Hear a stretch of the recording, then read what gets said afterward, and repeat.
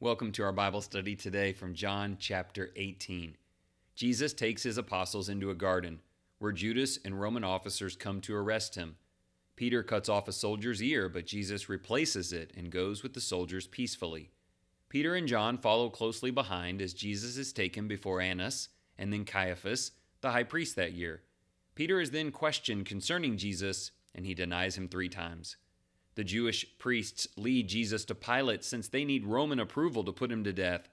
Pilate asks him if he is the king of the Jews. Jesus responds by stating that his kingdom is not of this world. Ultimately, Pilate sees no guilt in Jesus. He asks the Jews if he should release him, but they demand that a convicted robber be released instead. There is an incredible calmness in Jesus as the time of his death approaches. When Peter injures a soldier, Jesus heals the man. When soldiers seek to arrest him, Jesus simply asks that his followers be left alone. When questioned by the Jewish leaders, he answers by stating that he has kept no secrets in his ministry. As Pilate berates him with questions, he answers with peaceable, spiritual, truthful answers. Meanwhile, Peter denies him, and most of the apostles are nowhere to be found. Our Savior is at peace with his purpose and with the sacrifice he would offer for the world. Peter and the apostles become much more like Jesus after the resurrection. This should be our goal as well. I know there's not a lot there in terms of application to you directly except to study him and be more like him. 3 questions that can help.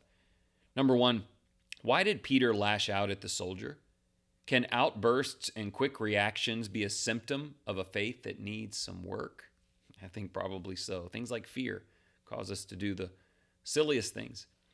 Question 2, what are situations in your life where you need to have calm, confident responses like Jesus did throughout the chapter?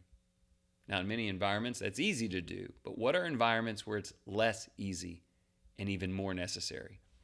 Question 3, Pilate asks a fateful question, quote, what is truth? Is Jesus the answer to that question for you? And what does he mean in your life?